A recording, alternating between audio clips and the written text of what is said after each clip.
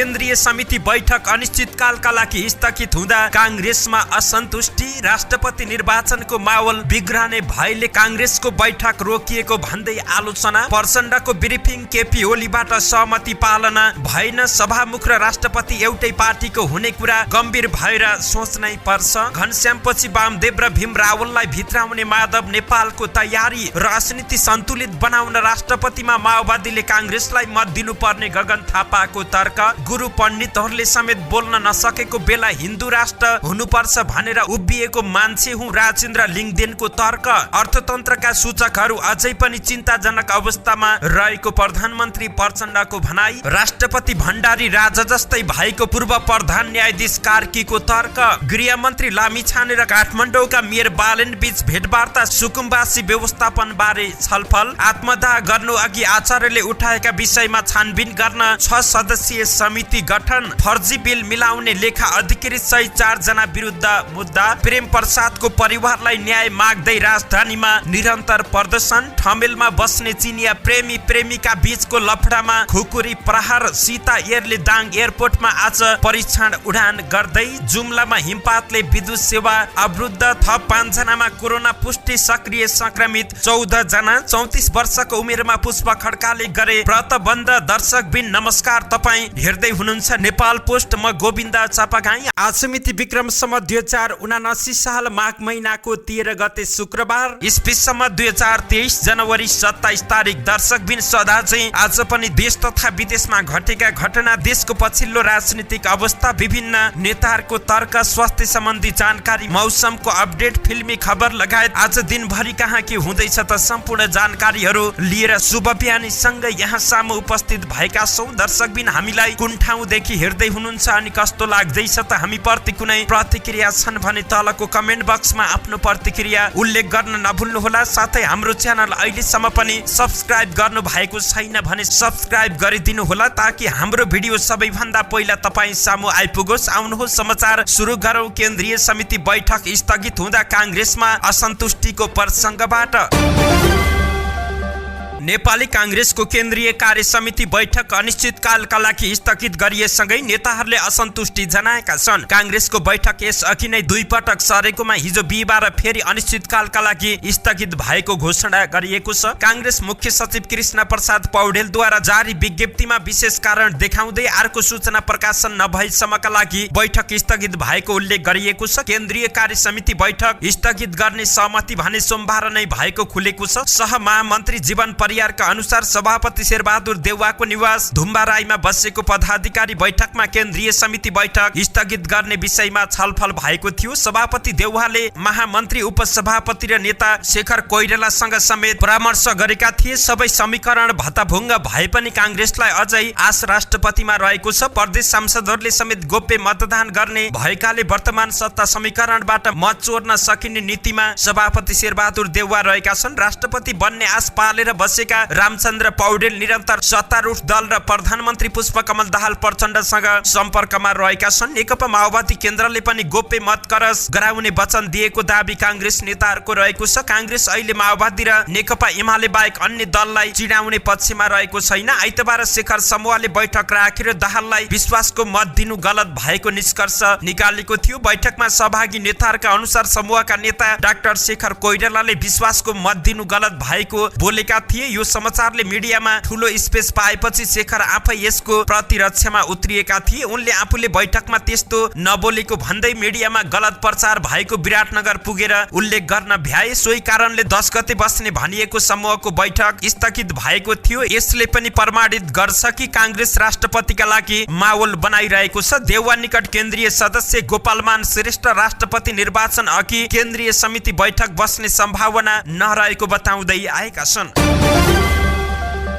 नेकपा माओवादी केन्द्रका अध्यक्ष तथा प्रधानमन्त्री पुष्पकमल दाहाल प्रचण्डले एमाले अध्यक्ष केपी शर्मा ओलीले सहमति पालन नगरेको भन्दै असन्तुष्टि जनाएका छन्। बिहिबारबाट सुरु भएको स्थायी कमिटी बैठकमा ब्रिफिङ गर्दै ओली प्रति असन्तुष्टि जनाएका छन्। माओवादी केन्द्रका एक पदाधिकारीले दिएको जानकारी अनुसार संसद विघटनको विषय संसद प्रवेश गराएर ओलीले सहमति पालना नगरेको धारणा राखेका छन्। प्रधानमन्त्री प्रचण्डले माओवादीले एमालेको तुलनामा मन्त्रालय पनि राम्रो नपाएको र मर्यादा क्रममा पनि अप्ठ्यारो पारिएको टिप्पणी गरेका थिए। संसद विघटनको विषय संसदमै उठाउँदा निर्वाचित प्रधानमन्त्रीको लागि अलि असहज भएको छ दाहालको भनाई उद्धृत गर्दै पदाधिकारीले भने विगतका कुरा सार्वजनिक रूपमा नउठाउने सहमति भएको थियो, त्यो पालना भएन, हामीले त्यो विषय नबोल्ने भनेका थियौं। संसद विघटनको विषयमा त्यत्रो आन्दोलन गर्यौं, अहिले त्यही ठिक भयो भन्न सकिँदैन। उनले एमाले र माओवादी बीच प्रधानमन्त्रीले शपथ लिएका दिनमा एकजना मन्त्री पठाउने भनिएको भए पनि एमाले 4 जना पठाएको भन्दै अर्को असन्तुष्टि जनाएका छन्। पहिलो दिनमा नै दुईवटै पार्टीबाट एक जना पठाउने कुरा भएको थियो, तर एमाले 4 जना पठायो। प्रचण्डको भनाइ रहेको थियो, प्रधानमन्त्री समेत रहेका प्रचण्डले सभामुख र राष्ट्रपति एउटै पार्टीको बनाउने र भोलि प्रधानमन्त्री हुँदाको अवस्था अहिले नै मूल्याङ्कन गर्नुपर्ने बताएका छन्। यस विषयमा गम्भीर समीक्षा गरेर निर्णय गर्नुपर्ने उनको भनाइ रहेको थियो। सभामुख र राष्ट्रपति अनि भोलि प्रधानमन्त्री पनि एउटै पार्टीको हुने अवस्थामा गम्भीरताका साथ अहिले नै सोच्न जरुरी रहेको छ दाहालको भनाइ रहेको थियो। कांग्रेस सहितले विश्वासको मत दिएका छन्, हामीले राष्ट्रिय सहमति जुटाउनु पर्ने अवस्था आउन सक्छ, तर अहिले नै कांग्रेस वा एमालेको राष्ट्रपति भन्ने अवस्था चाहिँ रहेको छैन। एमाले अध्यक्ष ओलीको कारण शंकाको वातावरण निर्माण भएको पनि उनले टिप्पणी गरेका छन्। संसद विघटनको विषय निर्वाचित प्रधानमन्त्रीको अगाडि सहज विषय नभएको पटक पटक प्रधानमन्त्री दाहालले टिप्पणी गरेका छन्। माधव कुमार नेपाल नेतृत्वको नेकपा एकीकृत समाजवादीले विभिन्न पार्टी र वामपन्थी नेताहरूलाई पार्टीमा भित्राउने अभियान नै चलाएको छ। केही समय अघि एमाले छाडेका घनश्याम भुसाललाई पार्टीमा भित्राएको सो पार्टीले निकट भविष्यमै अर्का नेता वामदेव गौतमलाई पनि भित्राउने तयारी थालेको छ। एकीकृत समाजवादीले माघ 21 र 22 गते महत्त्वपूर्ण निर्णय गर्न भन्दै केन्द्रीय कमिटी बैठक बोलाइसकेको छ। उक्त बैठकले यसअघि पार्टीका अन्य कमिटीले गरेका निर्णय अनुमोदनदेखि जसपा लगायत अन्य पार्टी र व्यक्तिहरू सँग भइरहेको एकता प्रयत्नको प्रगति बारे थप निर्णय गर्ने बताइएको छ। एकीकृत समाजवादी पछिल्लो समय माओवादी केन्द्र, जनता समाजवादी पार्टी, एमालेबाट असन्तुष्ट रहेर अलग पार्टी बनाएका वामदेव गौतम लगायतसँग पनि निरन्तर संवादमा रहेको छ। उनीहरूबीच दस्तावेज आदान प्रदान भएर न्यूनतम सहमतिको खोजी गर्ने काम भइरहेको नेताहरूको भनाइ रहेको छ। त्यस्तै सो पार्टीले गत मक्सिरको निर्वाचनमा स्थानीय पार्टी कमिटीबाट सिफारिस भएर पनि केन्द्रले टिकट नदिएका एमाले नेता भीम रावलसँग पनि संवाद जारी राखेको छ। अन्यसँग वार्ता टोली मार्फत संवाद गरेको एकीकृत समाजवादीले रावलसँग भने अध्यक्ष माधव नेपाल आफैले संवाद जारी राखेका छन्। भीम रावलसँग अध्यक्ष माधव नेपालले नै वार्ता गरिरहेका छन्। एकीकृत समाजवादीका एक पदाधिकारीले भने उहाँसँगको वार्ता प्रगति बारे हामीलाई त्यति धेरै थाहा छैन। एकीकृत समाजवादीमा प्रवेश गरेका घनश्याम भुसाललाई सो पार्टीको पुस 30 गते बसेको सचिवालय बैठकले भुसाललाई सचिवालयको सदस्यको जिम्मेवारी दिएको थियो। उनलाई अब बस्ने बैठकले महासचिवको जिम्मेवारी दिने सम्भावना रहेको कतिपय नेताहरूको भनाइ रहेको छ। नेपाली कांग्रेसका महामन्त्री गगन कुमार थापाले राष्ट्रपतिको निर्वाचन समयमै हुनुपर्ने बताएका छन्। नेपाली कांग्रेस तनहुँले हिजो दमौलीमा आयोजना गरेको भेटघाट कार्यक्रममा महामन्त्री थापाले राष्ट्रपतिको निर्वाचनका लागि समय धकेल्ने प्रयास भइरहेको भन्दै निर्धारित समयमै उक्त चुनाव हुनुपर्ने धारणा राखेका छन्। संविधान र निर्वाचन कानून बाँझिएकाले समय धकेल्ने प्रयास भइरहेको भन्दै थापाले भने राष्ट्रपतिको निर्वाचन समयमा नै हुनुपर्छ। यो बेलामा नेपाली कांग्रेसले आफ्ना उम्मेदवारहरूलाई जिताउन प्रयास गर्छ। पार्टीले राष्ट्रपतिको उम्मेदवार बारे केही दिन भित्र निर्णय गर्ने बताउँदै थापाले सोही उम्मेदवारलाई जिताउन सबै पार्टीसँग आह्वान गरिने बताए। खास गरी नेकपा माओवादी केन्द्रले कांग्रेसको उम्मेदवारलाई मत हाल्ने अपेक्षा हाम्रो रहेको छ, किनभने पुष्पकमल दाहाल गोर्खाबाट जितेर आउँदै गर्दा त्यहाँ कांग्रेसको मत परेको छ। म काठमाडौँमा विजयी हुँदा त्यहाँ माओवादीको मत परेको छ। महामन्त्री थापाले 5 वर्षका निम्ति मत मागेर आएको बताउँदै अहिले विभिन्न बहाना बनाएर जनताको मतलाई दुरुपयोग गर्न नपाइने उल्लेख गरेका छन्। प्रधानमन्त्री पुष्पकमल दाहाललाई विश्वासको मत दिइसकेपछि राष्ट्रपति पद नेपाली कांग्रेसको उम्मेदवारलाई दिनुपर्ने भन्दै थापाले भने त्यसो भयो भने राजनीतिमा सन्तुलन आउँछ। महामन्त्री थापाले एकल तागतका आधारमा पार्टीलाई बलियो बनाउनु पर्ने धारणा राखेका छन्। अरूसँग मिलेर जाँदा कांग्रेस बलियो नहुने विगतले देखाइसकेको भन्दै पार्टीलाई एक ढिक्का बनाएर जानुको विकल्प नभएको पनि थापाको जिकिर रहेको छ। नेपाली कांग्रेस नयाँ कार्यक्रमका साथ पुनः जनतामाझ आउने पनि थापाको भनाइ रहेको छ।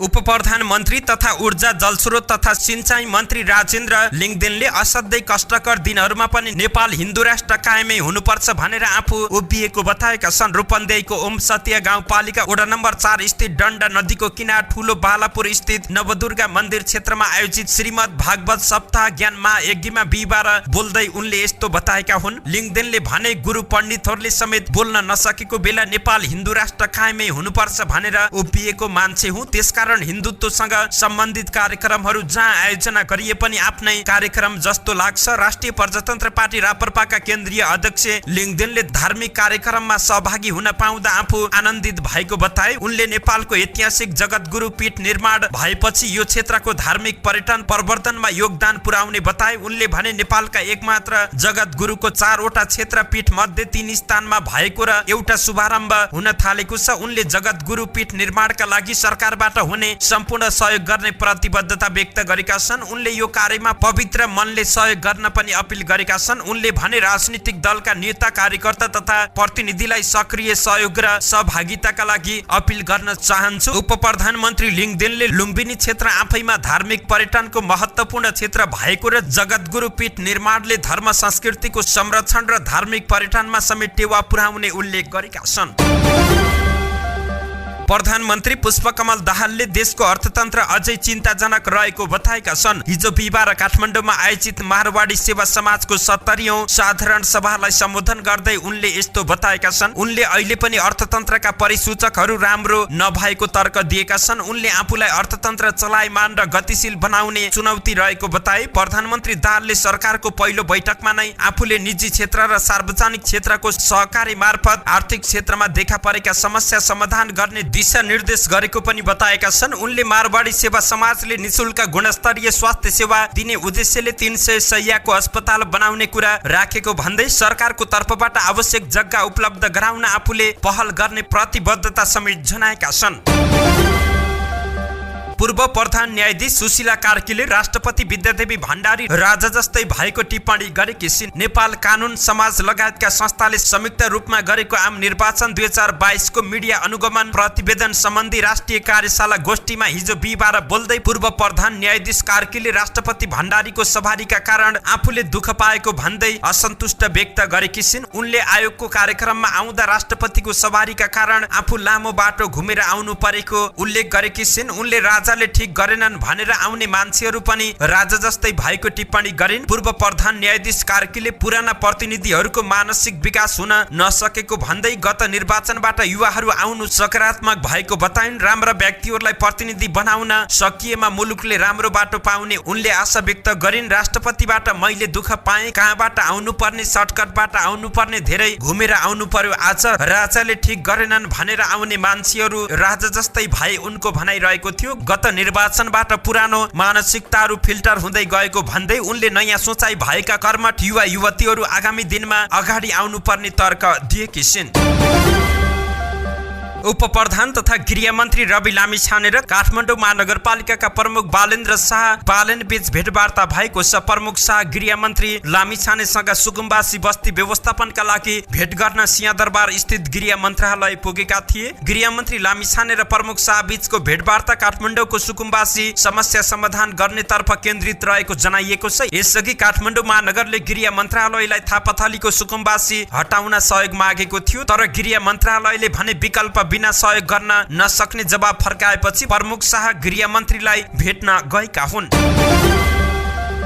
गृह मन्त्रालयले आत्मदाह गरेका इलामका प्रेम प्रसाद आचार्यले उठाएका विषयबारे अध्ययन गर्न छानबिन समिति गठन गरेको छ। बिहिबार गृह मन्त्रालयका सहसचिव नारायण प्रसाद रिसालको संयोजकत्वमा 6 सदस्यीय छानबिन समिति गठन गरिएको छ। समितिमा अर्थ मन्त्रालयका उपसचिव, उद्योग वाणिज्य तथा आपूर्ति मन्त्रालयका उपसचिव, श्रम रोजगार तथा सामाजिक सुरक्षा मन्त्रालयका उपसचिव, नेपाल प्रहरीबाट प्रहरी उपरीक्षक र राष्ट्रिय अनुसन्धान विभागका उप अनुसन्धान निर्देशन सदस्य रहनेछन्। समितिले सामाजिक सञ्जालमा आचार्यले उठाएका सबै विषयमा छानबिन गरी प्रतिवेदन तयार पार्नेछ। साथै सरकारले गर्नुपर्ने काम बारे पनि समितिले सुझाव दिनेछ। मंगलबार संसद भवन अगाडि आफैलाई आगो लगाउनु अगाडि आचार्यले फेसबुकमा आफूले ऋण तथा उधारोको कारण व्यवसाय चलाउन नसकेको बताएका थिए। उनले विभिन्न व्यक्ति तथा समूहलाई नाम नै उल्लेख गरेर आरोप समेत लगाएका छन्।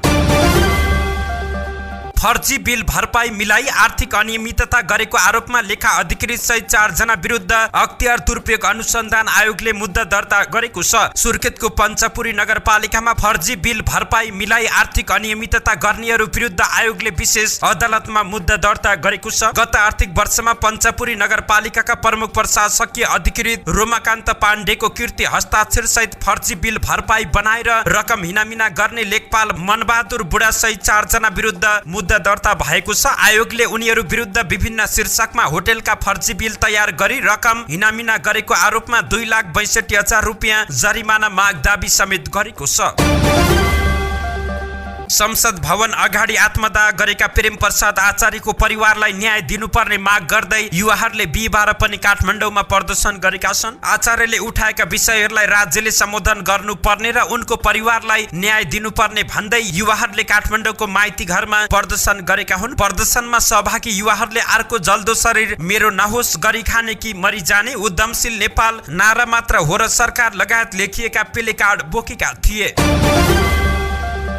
ठमेलमा बस्दै आएका सिनिया प्रेमी प्रेमिका बीचको लफडामा खुकुरी परार भएको पाइएको छ। काठमाडौँ जिल्ला सरकारी वकिल कार्यालयले प्रेमिका सहित 2 जना विरुद्ध ज्यान मार्ने कसुरमा अभियोग पत्र दायर भएको छ। पुस 2 गते ठमेल स्थित वाल्डो होटेलको भुइँतलामा चिनिया नागरिक लिगोसोङको पाखुरामा खुकुरी परार भएको थियो। प्रहरीले सोही होटेलमा बस्दै आएकी हाउ सुइहोङ र होटेलको क्यासिनोमा काम गर्ने फुयोङलाई पक्राउ गरेको थियो। लिगोसोङ घटनाको 4 दिनपछि अस्पतालबाट डिस्चार्ज भएका थिए। लिगोसोङ र प्रतिवादी सुइहोङ प्रेमी प्रेमिका भएको खुलासा भएको छ। लिगोसोङका अनुसार क्यासिनोमा लगानी गर्ने भन्दै सुइहोङलाई दिएको 50 लाख रुपियाँ फिर्ता वा क्यासिनोको शेयर नपाएपछि उनीहरू बीच विवाद बढेको थियो। पुस 2 गते साँझ त्यही विषयमा कुरा गर्न सुइहोङले आफूलाई बोलाएको दाबी लिगोसोङको रहेको छ। तर होटेलको भुइँतलामा कुराकानी गर्ने क्रममा सुइहोङको साथमा रहेका अन्य 2 जना चिनियाले आफूलाई छुरा प्रहार गरेको भन्दै उनले जाहेरी दिएका थिए। सुइहोङले भने लिगोसोङबाट आफ्नो कुनै आर्थिक कारोबार रहेको दाबी गरेका छन्। उनले घटनाको दिन लिगोसोङले मार्छु भन्दै जाई लागेको पनि दाबी गरेका छन्।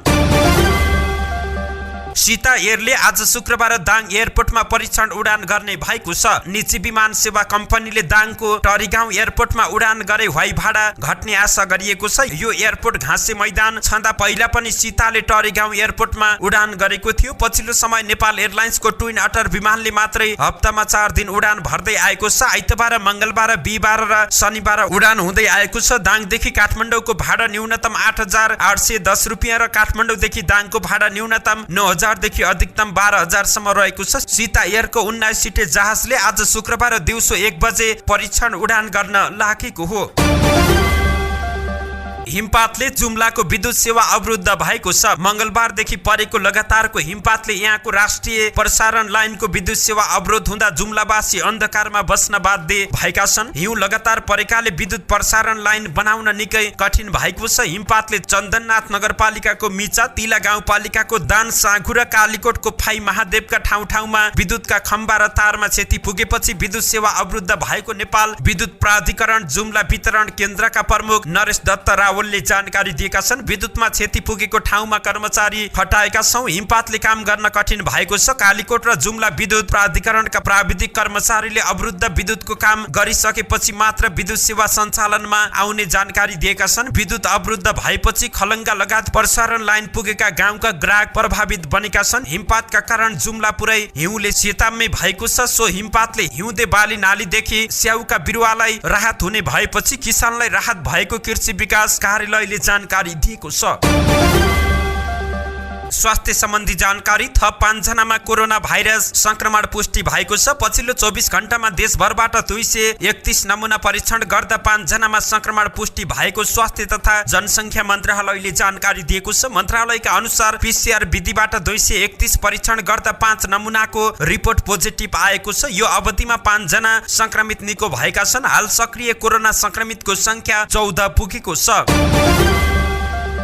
फिल्मी प्रसंग अभिनेता पुष्प खड्काले 34 वर्षको उमेरमा व्रतबन्ध गरेका छन्। केही दिन अघि मात्र जन्मघर कैलाली पुगेका खड्काले हिजो आफ्नो व्रतबन्ध सम्पन्न गरेका हुन्। हिन्दू परम्परा अनुसार व्रतबन्ध नगरी विवाह गर्न पाइँदैन। सामाजिक सञ्जालमा 81 हल्दी लगाउँदै गरेका तस्बिरहरू सार्वजनिक भएपछि धेरैले उनको विवाह हुन लागेको अड्कल गरेका थिए। गुपचुप रूपमा उनको हल्दी भइरहेको धेरै अनुमान गरिएको थियो, तर सबैको अनुमानको खण्डन गर्दै पुष्पले सो तस्बिर आफ्नो व्रतबन्धको नै भएको बताएका छन्। उनी भन्छन्, यत्रो ठुलो भइसके अहिले व्रतबन्ध गर्नुपर्दा लाज पनि लागिरहेको छ, त्यसैले कसैलाई थाहा नदिई व्रतबन्धको समापन गरौँ भन्ने सोचेको थिएँ। पर्सि नै चलचित्रको सुट भएका कारण कपाल नखौरिएको पुष्पको भनाइरहेको छ। मेरो पर्सि नै सुट भएकाले गर्दा पुरै कपाल नखौरिएको हो। उनले हिजो भने व्रतबन्धमा थोरै बिलेट मात्र लगाउँदा हुन्छ भन्ने कुरा आएपछि मैले पछाडि चाहिँ अलिकति खौरिएको छु। विवाह खुलाउनको लागि व्रतबन्ध गरेको हो भन्ने हाम्रो प्रश्नमा हाँस्दै पुष्पले उत्तर दिए, त्यही नै भनौँ, कुरा त हुँदैछ तर फाइनल भएको छैन। विवाह गर्नु अघि पनि थुप्रै कामहरू हुन्छन् नि, ज्योतिष देखाउ, चिना हेराउ, कुण्डली मिलाउ, त्यसैले आज भोलि नै त सम्भव छैन, तर छिट्टै नै विवाहको खबर पनि आउने उनले बताएका छन्।